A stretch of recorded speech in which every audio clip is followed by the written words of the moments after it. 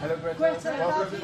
Welcome back, Greta. Could you tell us how the last few hours were? On international waters, we were illegally attacked and kidnapped by Israel and taken against our will to Israel, where we were detained. And then some of us deported, some are still there.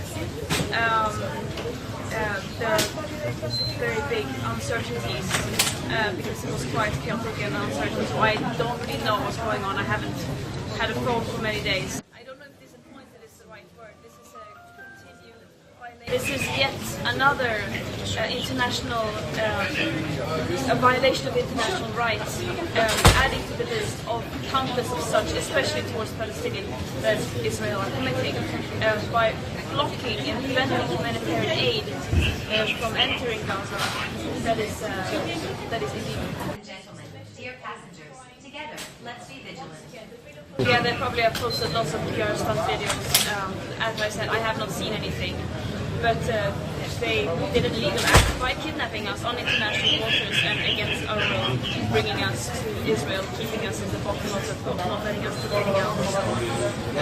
But that is not the real story here. The real story is that there is a genocide going on in Gaza and a systematic starvation following the siege and blockade now, which is leading to food, medicine, water that are desperately needed to get into Gaza is prevent them from doing so. But of course there are many attempts like this mission, both by sea and land, to break that siege and open up a humanitarian corridor. Yeah, I'm very worried about them. We heard many different messages pointing towards that they would not make it easy. And there were troubles with being able to see lawyers. So I'm very much calling for their immediate release and calling for everyone who can mobilize to their governments and other ways to demand their immediate release. And of course to demand not only humanitarian aid being let into Gaza, but also a ceasefire, but most importantly an end to the occupation and an end to the systemic oppression and violence that Palestinians are facing on an everyday basis. And stepped onto that boat knowing what risks we would take. When there's even a risk of genocide happening, we have a duty to prevent that from happening. And right now we are so far gone beyond that stage. It is. There are no words to describe the betrayal that is happening every day by our own governments. It was a mission of attempting to once again bring aid to Gaza, which is desperately needed, but also to send solidarity and say that we see you, we see what is happening, and we cannot accept just witnessing all this and doing nothing. That can never be an option. I'm terrified at seeing how this extremely deadly passivity and silence is all over the world, leading to so many deaths.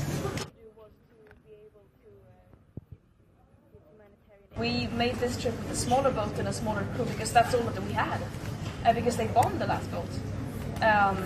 And as I said, this is about bringing as much humanitarian aid as we possibly could,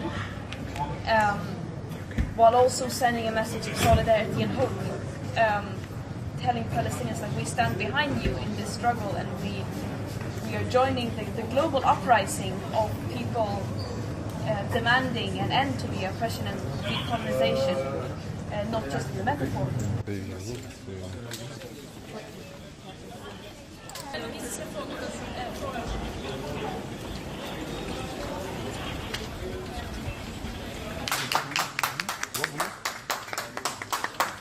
Non-stop, we are going to try to do everything we can, because that is the promise that we have given to Palestinians, that we are going to try every single day, in every way that we can, keep trying to demand an end to the atrocities that Israel is doing.